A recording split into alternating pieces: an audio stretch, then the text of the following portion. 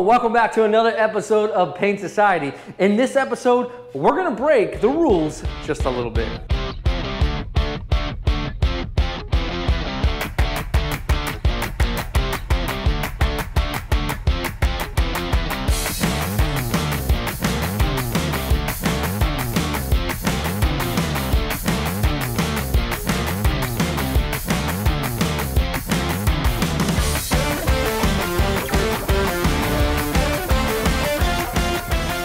And thanks once again for joining me on this episode. My name is Brian, and if you work in a body shop from time to time, you're gonna need to know how to do specific blends and just different types of jobs that you might not be 100% comfortable with. And I'm gonna show you exactly what we got going on today. And on this episode, we're gonna be doing some paint and keeping it right above this body line and doing an open blend. Now the reason why is this vehicle is over 10 years old, and well, the customer blew off some paint at the front of the fender, and he's asking us just to go ahead and help us out and see if we can keep it above the body line. Now, usually I would not be a fan or even agree for this particular repair, but since this is an older vehicle and these particular cars do have peeling issues, I'm not too comfortable with taking off the pinstripe and, well, this fender trim right here and seeing what it peels off. So today what we're gonna do is I'm gonna show you how to keep it above the body line here and do a little bit of an open blend. So let's talk first about how we got to this point. Now, like I said, when this vehicle came in, at the front of the fender, it was missing a good 1.5 inches worth of paint. There was no problem at this point. All we did is we used our 320 on a block. Now, we're using no sort of air tools at this point, so we went ahead and got it all feathered out, nice and smooth. At this point, since it is a metal fender, we hit it up with some of our etching primer. We allowed that to flash. And then we used a white primer so that when we go to paint the vehicle, it's all gonna be easy to cover very easily. Once it was dry, we used our guide coat. We used a powder guide coat and rubbed it in. And we're gonna be using a K600 hand pad. Once again, we're using all products by hand to minimize any sort of scratching to the paint. We sanded down that primer area nice and thorough, removed all of our guide coat. At this point, we wanted to protect our pinstripe, so we taped off our pinstripe, and we used that K600 above the whole top side of that pinstripe. And that's exactly how we got to this point. So again, if we look on the vehicle, we can see that that pinstripe is a little bit older, right? You can see it all consistently matches the vehicle, and to take this pinstripe off, it could potentially pull the paint right off, and then we have to do a blend, and then we're in the same situation that we started off right here. So sometimes in a body shop, you're gonna need to know how to do these jobs. Basically, what we're gonna be doing today is using a fine line tape, using a fast clear, and doing a little bit of an open blend right here. Let's start off by taping it up. Now, before I tape anything, I'm gonna use a wax and grease remover so that all of my tape is gonna stick. Now, any of the products that I do use, I will put in the description. Some of the products might not be exactly what I use, but they'll be just the same type of product that you can purchase on Amazon to help you get your project done. So I'll go ahead and I'll clean all of the areas just where the tape is going to lie. That way I don't have to worry about any sort of tape peeling once it comes time to paint. So we don't get any overspray, I'm gonna be using a 6-inch piece of paper. Now, since this is a rough edge, I'll just tape about 1/4 inch into the fender, and generally the overspray will lie exactly the same way it is already. It'll leave that same edge. There's no reason to use any foam tape here. To be honest, sometimes all it does is cause problems. It gets nice and crusty. We don't want that, so just leave that edge open. It's already rough as it is, so just keep that same consistency going. On the top edge here, I'm gonna be very, very careful. I don't wanna tape too much of this vehicle because I'm really concerned with it peeling, knowing that these do have, you know, warranty issues with the paint. I'm just gonna tape the edge, and I'm using here 1/2-inch tape, so we're really reducing the risk factors here. We'll use a little bit in here. Okay, and we don't want any overspray in this area. Also, as a preventative, it helps to keep dust down by using that 6-inch paper inside of the jam area. So we've got 2 pieces of 6-inch masking. Well, they're butted up next to each other. It's gonna eliminate dust from kind of getting through here. We can see here we have just over 1/4 of an inch of tape on this edge. So we've minimized the amount of tape that we're gonna use, and then we'll use our plastic right up to here. Now on our headlight, that will be masked up. On these older vehicles, you're gonna find much larger gaps between the headlights and the actual body of a vehicle. So you're able to really sand that edge in there so you make sure your paint is gonna stick. Once again, we're breaking rules here, and sometimes you're just gonna have to do that. In this particular case, I do believe breaking some rules is gonna be the better option based upon what we have against us as far as this paint potentially peeling.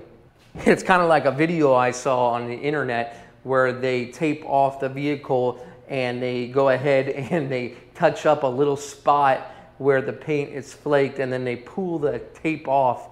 And then the only thing that remains is the touched up paint, and the rest of the paint has actually come off with the tape. So that's kind of like the same thing we got going on here. And so what I'm gonna do here is I'm gonna tape on the below pinstripe, the lower pinstripe. That way at the very end, I have some plastic that I can mask to. The fine line is gonna go right above this line. And again, I wanna keep this area open. And well, before I do any sort of masking with some plastic, this little area is gonna be really our only area that could be difficult. So I'm using a piece of Toll Cut. This is 2000, I'm just doing this by hand. And basically, this is gonna be our buffing area, right?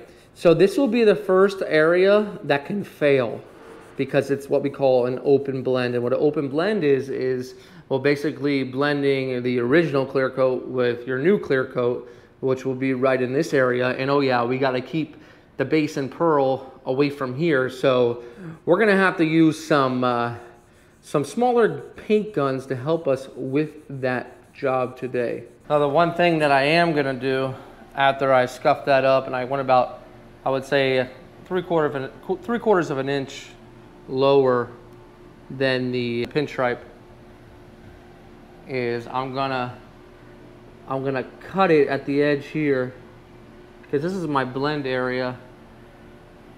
And basically, you know, what I don't want is any sort of line from the tape itself. Okay, so something like that, and that'll be fine. Then from this point, I'm just gonna take a little bit of 3000 and clean up the area. 3000 really isn't for the paint to stick to, it's just to clean it. And if any paint falls on it, it's falling on sanded clear coat opposed to unsanded. So generally my area that's scuffed is from here to here, kind of like a golf ball. And after it's been masked up with the tape, you kind of see what we're doing here. We have minimal tape on the panel. We use some trim tape over here for that molding. And now we're gonna cover it with plastic. Now once it's covered, the only thing left to do is to trace the dotted lines, so to speak. I like to pull my plastic a little bit, right? So that it's tighter here. So I'll gently trace that tape, and then I'll pull the back side from the bottom up. Gently go on that yellow line. You don't want to really dig that razor. Been there before. Leave a line in the paint. Come over here, go all the way across. Now we can use our 2-inch tape if we want. It doesn't really matter because we're basically only catching the edge of that masking tape and overlapping the rest of the plastic.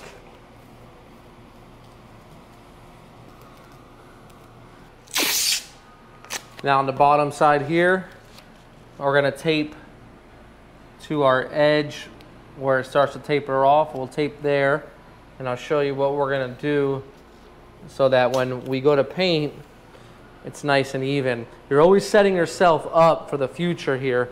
So we'll do that last. So basically what I'm gonna do here is take this plastic and fold it down. Okay, I never want to paint up to a line. I don't know why people do that. You never paint up to a line. You're never gonna get that out. It's the same thing like primering up to a tape line. Never do that either. So basically, my paint is never gonna come out this far, come down this far. It's just not gonna happen. So I'm just taking this and securing it. The worst that could happen here is some overspray, right? And this is dull, which is fine, because this is gonna get buffed in the end. So basically what I wanna do is I wanna clean that before I completely cover it up. So I'll clean the whole panel, and I'm using a water-based cleaner first. And what you can use is Sprayway glass cleaner. It's the same stuff, basically. This is for automotive. And you're not gonna be able to find any of this stuff on Amazon.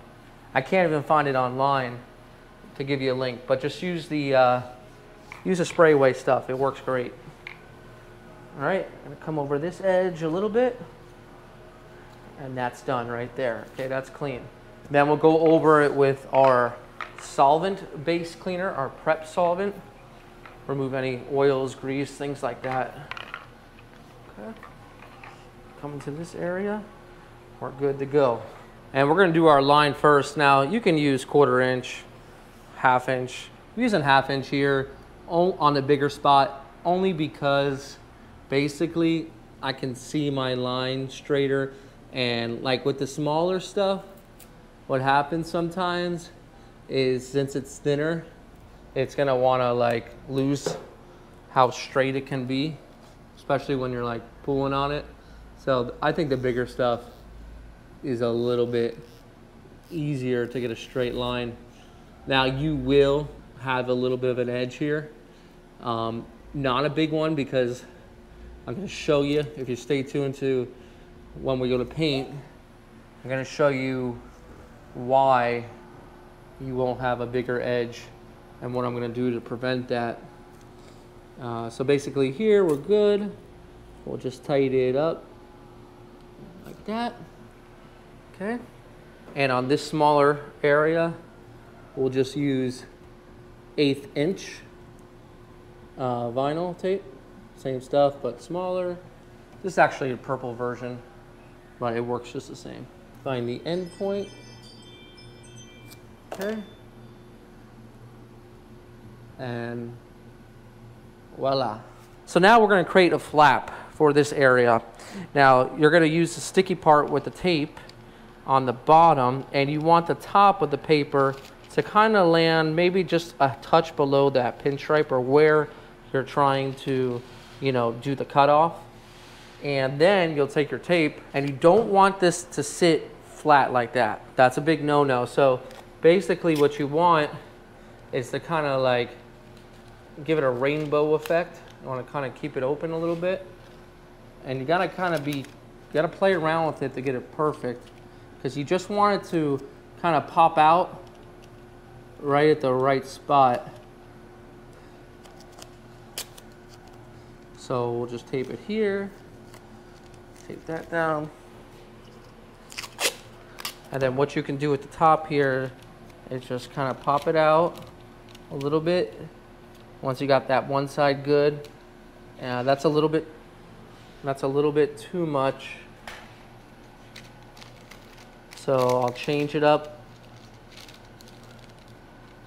maybe right around there. That should be fine. Okay.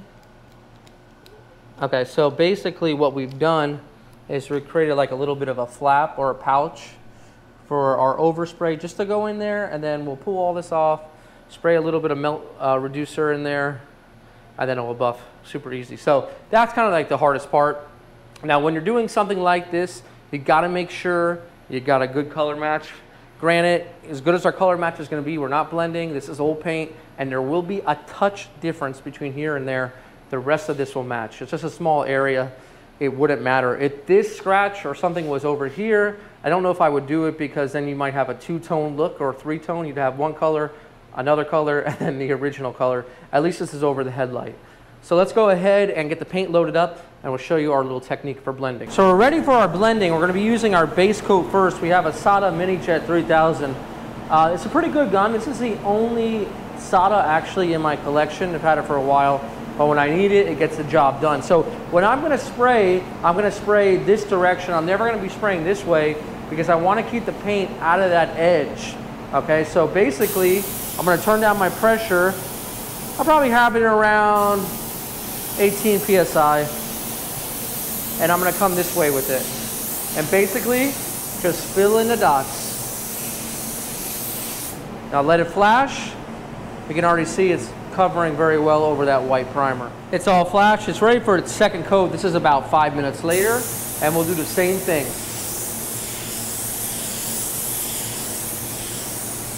And that's it. So right now we're ready for our pearl. We'll allow this to dry for about a good 8 minutes. Ready for our pearl. It's been 8 minutes. And my pearl, I'm going to allow about a good minute in between time. I'm only going to put 2 coats on. And I'm going to kind of follow the same technique.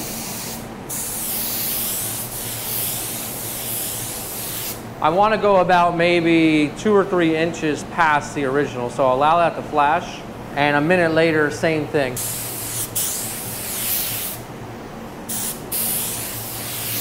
That's it. Leave it alone. I don't want a lot of paint going in this area here. So basically, it's ready for clear. Now, I'm going to talk to you about the clear I chose. So you might notice I'm using the same paint gun throughout the process. What I'm using here also is an Express Clear. And what that's going to do is it's not going to build up the edge here. So when we go to pull the tape, we're not worried about any bridging. We're not worried about it drying and keep flowing down that pinstripe once I pull the tape. Also, the one thing I love about it is a 1.5 coat step process, meaning we're going to put a half coat on, very dry, nothing beautiful, and then it says wait about a minute, put your second coat on, and basically we're not going to be building up the edge. We're not too concerned about excessive clear coat piling up. We want thin, wet coats. So that's exactly what we're going to do. And then once our second coat is done, or our half coat or the last coat, then we'll pull off this little flap here. We'll spray a little bit of reducer, come back in the morning, we'll buff it up, and it should be golden. Okay, so here we go with the first coat, nothing too wet.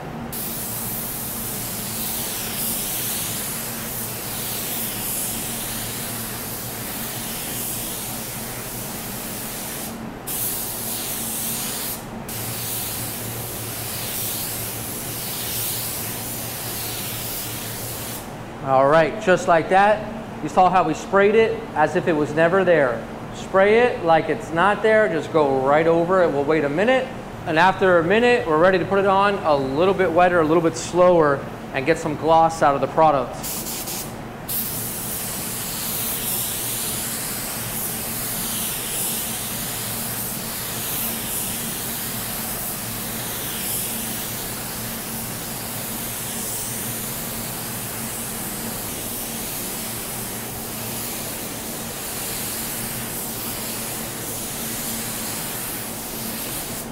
Now I'm going to suggest you pull the tape off right away. That's exactly what we're going to do. We don't have any bridging at this point. We'll pull it off, and we don't need to take this tape off because it is not where we have painted. There's not going to be any wet paint here. We'll go ahead and remove this. You can see that everything's just on top. And basically what we're left with is a little open area. That little open area, we're just gonna spray some reducer on. Basically, it's a fade out spray, and it doesn't matter if we spray it on the paint, it's not clear coat, and we're just gonna do this. And that's it. And we're gonna walk away, and we're gonna let it dry, and then we're gonna buff it. And I think we made out pretty good here. I think the biggest factor here is that the color matches well, and it's pretty undetectable at this point. I mean, white is probably the best color to do this on. Not necessarily a white pearl, but if I even, you know, pull this off for fun, you guys get the idea that this thing looks good. This clear will be dry in 30 minutes, but we'll continue to let it dry. And the next morning, this is exactly what it looks like. It's ready to be polished. So all we're gonna be doing is I'll be using a little bit of my 3000 grit. This is an older piece of 3000, and I got a little bit of detailer spray here. And right in this area, it's a little bit fuzzy. It's not too bad. That's exactly what it should look like, honestly, and it's really hard to see on white, on camera, obviously. But all we wanna do is just smooth it out. If you're sanding your blends aggressively, like with 1000 or 1500, it means you're doing it wrong. You should not be doing that. I mean, it's already a blend, so it's already gonna eventually fail. They all eventually do fail. And if you sand that clear back, it's gonna fail much quicker. So all we're doing here is not necessarily taking clear off, but we're smoothing out the transition with 3000. 3000 is not gonna remove really any clear, to be honest with you. It's just smoothing it out. So in this area, it's all like OEM, nice and smooth, okay? And that's all it takes. So we'll leave it just like that. Give it a little bit of a wipe, okay? And at this point, we're ready to hit it up just with a light polish. I'm not even gonna use really any compound. I don't wanna rough it up too much. So what I'm using is a swirl remover, and this is like a polish. And then we have a white pad with a little Milwaukee rotary buffer. And we'll just give it a little bit of this and that, and that's all it's really gonna take, to be honest with you. You don't wanna overdo this step. A lot of guys will be there all day overdoing it, you know, really buffing it. It should not take that much. That's all it should take, something just like this to remove those original 3000 grit sand scratches and then the ones we just put in. And in real time, I'll give it a wipe. Never gets dull if you follow the light. You can see it's all nice and shiny. And I'll say that that turned out good. Now also here, I was expecting a line. There's no line. It's because that coat here was so thin. With the 1.5 coats, it never really get a chance to build up. So very happy with that. So let's go ahead and take a look at it, and I'll give you my final thoughts. Well, I was really glad I was able to show you a different type of job. And in all honesty, this is a job that you could probably do at home. You can even do it with spray cans. I think it's small enough that if you have some damage on your vehicle, I think you'd be able to pull it off. It's also good to see that, you know, there's not always one way to do a job. Sometimes you have to look at a job in a body shop and say, you know what, what's the best and most effective way to do this job based on the actual vehicle itself, the year, the owner, what the owner wanted. Well, that's exactly what they got. A beautiful looking finish, and we didn't have to tamper with any of the other paint. So guys, this is Brian from Paint Society reminding you, don't overthink it. It's just paint. I'll see you guys on the next episode.